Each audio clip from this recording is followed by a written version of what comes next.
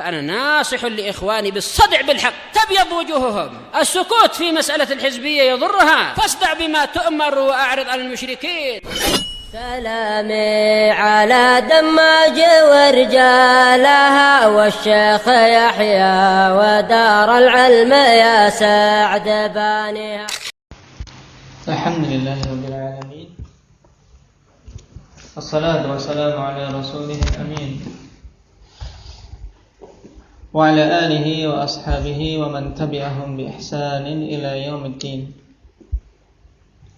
أما بعد. Kita lanjutkan pembahasan, masuk pada permasalahan yang ketiga. Adapun mengenai permasalahan siapa-siapa yang haram menjadi imam telah kita murajaah tadi. Sekarang man tukrahu imamatuhu, siapa saja yang makruh untuk dia menjadi imam. Kalau kemarin yang haram, jadi tidak boleh dia menjadi imam. Sekarang yang makruh, dibenci untuk menjadi imam. Qala wa tukrahu imamatu kullin minal lahan, dimakruhkan untuk menjadi imam masing-masing dari yang pertama al-lahan dengan wazan fa'al, menunjukkan apa? Jenis atau sighah mubalaghah, banyak melakukan lahan. Sehingga makna al-lahan di sini wa huwa katsirul lahan wal khata' fil qiraah, yaitu orang yang banyak melakukan lahan dan kekeliruan di dalam qiraah. Bacaannya salah-salah. Bisa baca tapi salah-salah. Kalau yang haram kemarin apa? Yang haram Muhammad Palembang berhubungan dengan ini, masalah baca. Orang yang tidak bisa membaca sama sekali, ya kan? Terus khusus Al-Fatihah. Nah, sekarang yang makruh ini lahan, yakni banyak kesalahan. Dia bisa baca tapi banyak terjadi kesalahan. Wa hadza fi ghairil Fatihah, dan ini pada selain Al-Fatihah. Adapun kalau pada Al-Fatihah dikatakan di sini amma al-lahnu fil Fatihati bima yuhilul makna fala tasihhu ma'ahu shalah kama madha. Adapun apabila kesalahannya pada Al-Fatihah yang mengubah makna, maka tidak sah salat bersamanya, sebagaimana telah lewat. Nah, kalau sampai Al-Fatihahnya salah-salah dan mengubah makna kesalahan tersebut, maka tidak sah. Tidak sah salat imam, demikian pula salat makmum. Wa dzalika liqaulin Nabi sallallahu alaihi wasallam ya ummul qauma aqra'uhum likitabillah. Yang mengimami suatu kaum yaitu orang yang paling mahir bacaannya terhadap kitabullah. Dalam riwayat aktsaruhum, yang paling banyak hafalan Al-Qur'an. Hadis siapa ini? Ya ummul qauma aqra'uhum li kitabillah. Indak ya Ukasha Abi Mas'ud Al-Badri. Naam. Diriwayatkan oleh siapa? Man rawah? Muslim. Ini yang pertama. Yang kedua, man amma qauman wa hum lahu karihun. Siapa saja yang mengimami suatu kaum dalam keadaan kaum tersebut tidak suka. Nah, dalam keadaan kaum tadi tidak suka terhadap imam tadi. Au yakrahuhu aktsaruhum, atau mayoritasnya ya tidak suka atau membenci orang tersebut yang menjadi imam. Dan Imam Abu Dawud rahimahullah taala dalam Sunan beliau ikhwani fillah memberikan bab yang lebih detail daripada apa yang disebutkan di sini, bahwasanya ketidaksukaan ini bukan karena apa? Bukan karena perkara yang hak, tapi ketidaksukaan karena perkara agama dia. Misalnya orang ini agamanya tidak bagus, jadi imam tapi suka bohong dan seterusnya, sehingga tidak suka. Atau misalnya dia adalah seorang yang muamalahnya tidak bagus. Adapun kalau ketidaksukaan karena orang tadi mengikuti sunnah, ini tidak masuk. Imam Abu Dawud memberikan bab man amma qauman wa hum lahu karihun li amrin dini, dikarenakan suatu perkara agama. Baik. Ini poin yang kedua, yang makruh untuk menjadi imam apabila apa? Apabila kaum tersebut yang diimami atau mayoritas kaum itu tidak suka kepada imamnya dikarenakan apa? Dikarenakan perkara agamanya yang jelek. Adapun misalnya seorang dia di atas sunnah, tapi dibenci oleh masyarakat, kemudian dia menjadi imam, maka tidak masuk dalam hadis ikhwanillah. Tetap dia yang berhak untuk menjadi imam, karena kebencian masyarakat, kebencian yang tidak benar. Liqaulihi sallallahu alaihi wasallam, "Salathatun la tujawizu salatuhum adhanahum, al-'abdul abik wa hatta yarji', wa mar'atun ba'atat wa zawjuha 'alaiha sakhitun, wa imamu qaumin wa hum lahu karihun." Baik.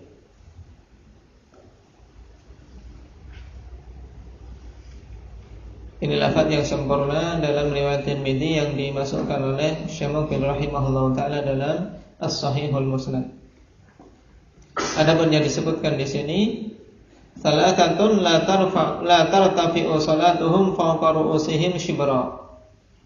3 golongan yang salat mereka itu tidak akan terangkat di atas kepala-kepala mereka walaupun hanya sejengkal. Jadi tidak akan terangkat naik. Dan dalam riwayat Tirmidzi tadi dikatakan apa? La tujawizu salatuhum adhanahum. Salatnya apa? Tidak bisa apa? Melewati telinganya, dalam artian tidak naik, tidak terangkat ke langit, tidak dicatat oleh para malaikat sebagai amalan saleh. Di antaranya rajulun amma qauman wa hum lahu karihun, seorang laki-laki yang mengimami suatu kaum dalam kondisi mereka itu membenci laki-laki tersebut, tidak suka terhadap laki-laki tersebut. Al-Hadid. Dan ahsan untuk menghafal hadis secara sempurna, Alhamdulillah, bisa dicatat dari Mukhtarah halaman 145. Salah satu la tujawizu salatuhum adhanahum al-'abdul abik wa hatta yarji'. Yang pertama, seorang yang salatnya tidak terangkat, tidak bisa melewati telinga-telinga mereka, yaitu seorang budak yang lari dari tuannya sampai dia kembali kepada tuannya. Yang kedua, wa mar'atun batat wa zawjuha 'alaiha sakhitun, seorang perempuan yang tidur dalam kondisi suaminya marah kepadanya. Ini salatnya juga apa? Tidak akan terangkat. Maka bagi para wanita, para ummahat, untuk betul-betul memperhatikan sisi ini. Jangan sampai dia tertidur dalam kondisi suaminya marah kepada dia. Wa imamu qaumin wa hum lahu karihun, dan ini yang menjadi syahid, imam suatu kaum dalam kondisi kaum tersebut membenci dia.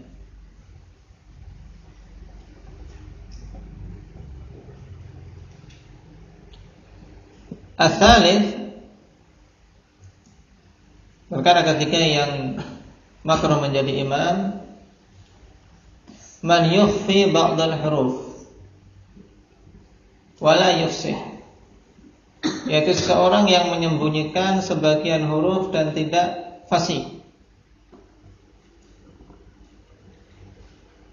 Nah, misalnya fa terkadang dibaca seperti wa, enggak jelas. Nah, kemudian misalnya dua huruf ikhwani fillah tapi dia jadikan satu, misalnya wa wajadaka dhallan fahada, wawunya dibaca satu tok, padahal dua wawa. Dan ini juga tanbih, apabila ada dua huruf yang sama ikhwani fillah yang berjajar dan kedua-duanya berharokat, hendaknya apa? Diperjelas.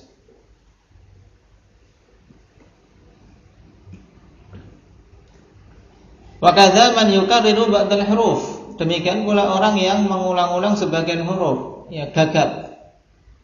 Nah, kal fa alladhi yukarriru fa, itu namanya fa. Nah, misalnya fa mau bilang fa itu enggak keluar. Tapi namanya fa. Wa tamtam, ya, tamtam alladhi yukarriru ta. Misalnya bilang ta enggak jadi ta. Nah, enggak keluar. Ini namanya tamtam.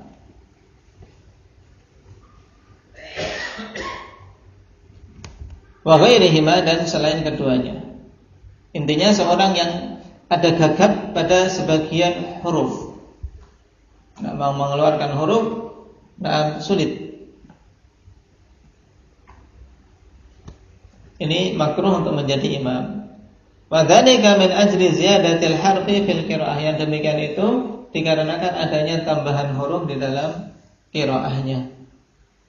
Karena harusnya satu, jadi karena gagap akhirnya apa keluar mungkin 3, 4, ya, atau lebih.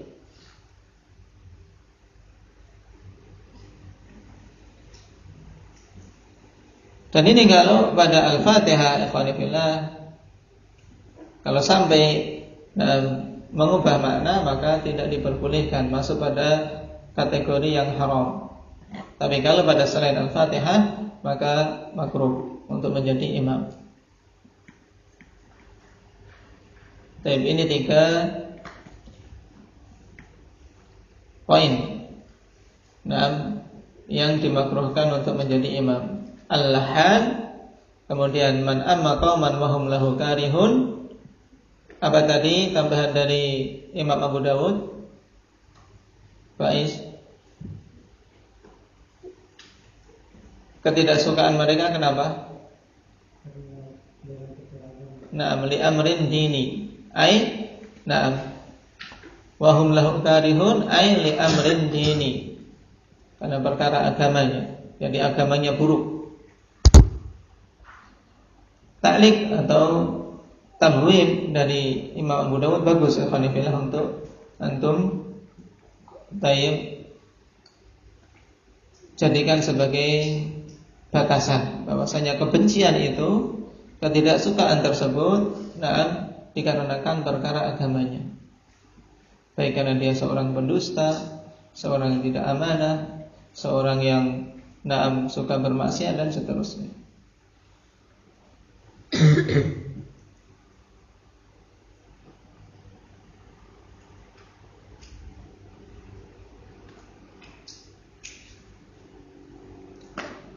Al-mas'alatul rabi'ah, kita masuk pada permasalahan yang keempat.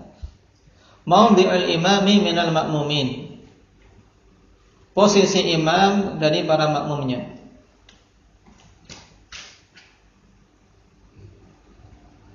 Qala as-sunnatu taqaddumul imam 'alal ma'mumin.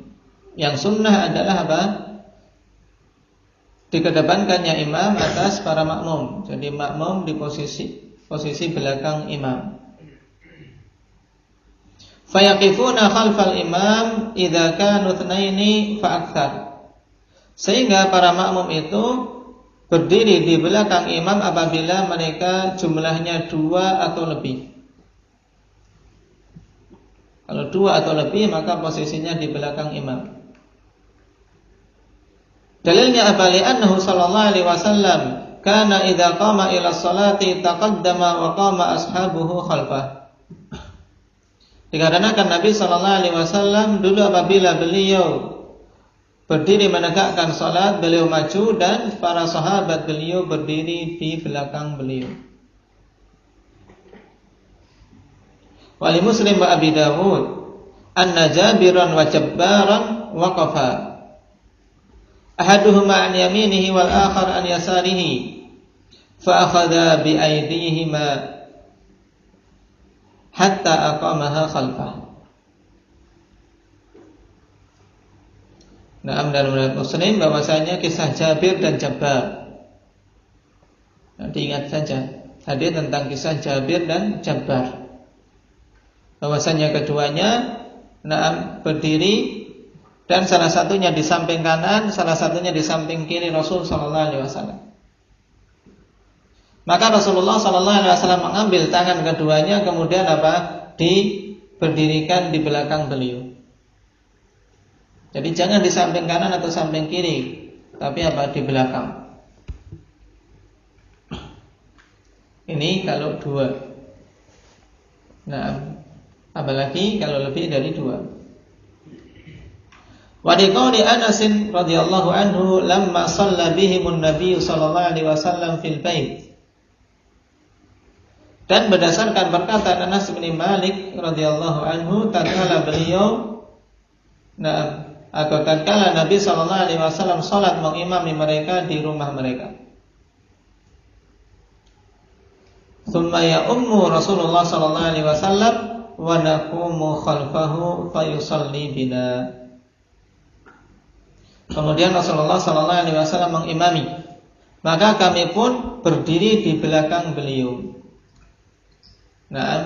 Fayusalli bina, maka Rasulullah sallallahu alaihi wasallam salat mengimami kami. Dan dalam riwayat yang lebih lengkap akhwani fillah bahwasanya ketika itu Rasulullah sallallahu alaihi wasallam salat bersama 3 orang, yaitu Anas bin Malik dan seorang yatim dan Ummu Sulaim. Maka Anas radhiyallahu anhu mengkhabarkan bahwasanya Kuntu ana wal yatim khalfa Rasulillah sallallahu alaihi wasallam wa ummi yakni Ummu Sulaim khalfana. Maka aku pun berdiri dan seorang anak yatim di belakang Rasul sallallahu alaihi wasallam. Sedangkan ibuku yaitu Ummu Sulaim berdiri di belakang kami. Baik, ini kalau ada jamaah perempuan, maka jamaah perempuan berdiri di belakang walaupun dia sendirian.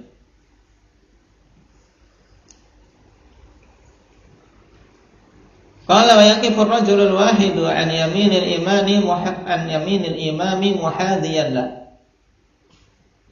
Dan seorang laki-laki dia berdiri di samping imam, ya, muhadiyan lah. Berjajar, jajar menempel dengan imamnya.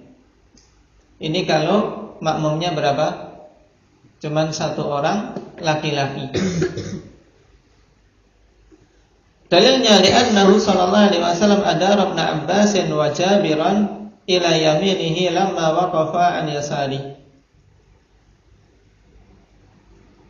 Dikarenakan Nabi sallallahu alaihi wasallam memutar Ibnu Abbas juga memutar Jabir. Jadi ada 2 kejadian. Tayyib. Satu kali Ibnu Abbas radhiyallahu anhuma pernah salat malam bersama Rasul dan dia berdiri di samping kiri. Kemudian diputar oleh Rasul sallallahu alaihi wasallam untuk ke samping kanan. Tentunya memutarnya lewat belakang atau depan? Lewat belakang, diputar lewat belakang. Karena kalau lewat depan tidak boleh, akan melewati orang yang sholat. Demikian pula kisah Jabir bin Abdullah yang berdiri di samping kiri kemudian diputar oleh Rasul sallallahu alaihi wasallam untuk berdiri di samping kanan beliau. Baik. Ini kalau kondisi makmumnya satu orang, dengan imam laki-laki dan makmum laki-laki. Adapun kalau satu imam tapi makmumnya satu perempuan, maka letaknya di belakang. Wa yasihhu wuquful imami wasatal makmumin, dan sah berdirinya imam di tengah-tengah para makmum. Lianna Ibn Mas'ud radhiyallahu anhu shalla baina Alqamah wal Aswad. Wa qala hakadha ra'aitu Rasulullah sallallahu alaihi wasallam fa'al. Dikarenakan Ibnu Mas'ud radhiyallahu anhu dia melakukan salat di antara Alqamah dan Aswad dalam kondisi Ibnu Mas'ud sebagai imam. Dan beliau mengatakan, demikianlah aku melihat Rasulullah SAW melakukannya, yaitu melakukan salat ketika makmumnya dua. Jadi dalam kondisi ini ada dua hal. Tayyib. Adapun yang sunnah sebagaimana bimbingan Rasulullah SAW, makmum di belakang. Tapi kalau seandainya makmum berada di samping kanan dan samping kiri, maka ini tetap sah. Nah, kenapa? Karena khabar dari Abdullah bin Mas'ud radhiyallahu anhu. Lakin yakunu dzalika muqayyadan bihadid darurah. Wa yakunu al-afdal huwa al-wuqufu khalfal imam. Akan tetapi yang demikian itu diberi batasan dalam kondisi darurat. Misalnya tempatnya memanjang sempit. Jadi tidak bisa kalau imam di depan kemudian makmum di belakang, sehingga harus satu shaf. Ini tidak mengapa. Dan yang afdal tentunya berdirinya para makmum di belakang imam. Dan berhubungan dengan shaf para wanita, maka yang datang athar dari beberapa sahabat, di antaranya dilakukan oleh Ummi Salamah, istri Nabi sallallahu alaihi wasallam. Bahwasanya beliau ta'ummun nisa taqumu ma'ahunna fi saffihinna, dan derajatnya sahih diriwayatkan oleh Ibnu Abi Syaibah. Bahwasanya Ummi Salamah beliau mengimami para wanita dan berdiri bersama para wanita di shaf mereka. Jadi ini untuk shaf wanita tatkala imamnya wanita. Kalau imamnya sama-sama wanita, maka imam ini berdiri sejajar, jadi satu shaf. Dan ini yang dicontohkan oleh Ummu Salamah. Walaupun seandainya imam wanita ini yang mengimami sesama wanita berdiri di depan, ini tidak mengapa. Cuman apa yang dicontohkan oleh Ummul Mukminin Ummu Salamah ini lebih utama. Kenapa? Karena astar, yaitu lebih terjaga. Karena yang namanya wanita asalnya adalah as-sitr, untuk apa? Ditutup.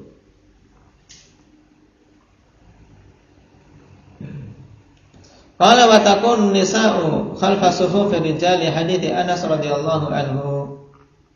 Dan para wanita shafnya itu di belakang shaf para lelaki, berdasarkan hadits Anas radhiyallahu anhu. Safaftu ana wal yatim wara'ahu wal ajuzu min wara'ina. Aku bersaf bersama seorang anak yatim di belakang Nabi sallallahu alaihi wasallam, dan seorang wanita yang sudah tua berdiri di belakang kami. Baik. Jadi untuk para wanita baik sendirian maupun ada temannya, dia tetap berdiri di belakang.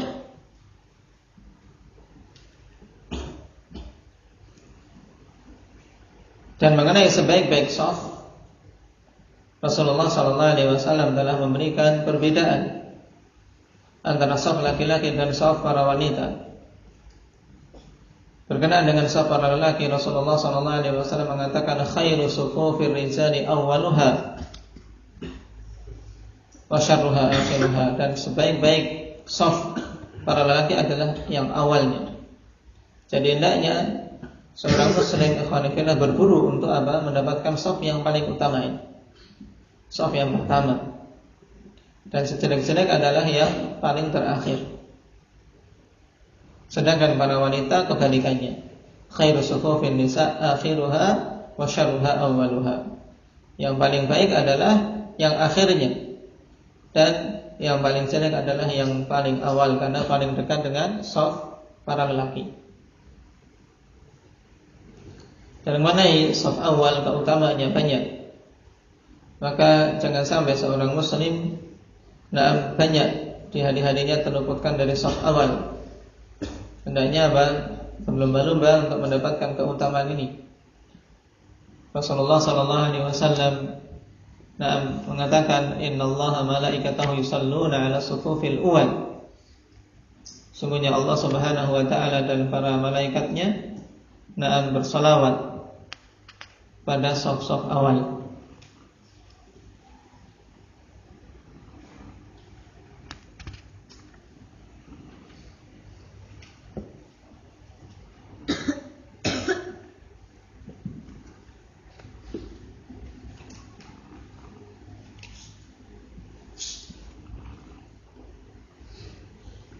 Kemudian berhubungan dengan posisi imam, akhwanifillah, di sana juga ada perkara yang perlu ditambahkan di sini, bahwasanya dimakruhkan seorang imam pada posisi lebih tinggi daripada makmumnya.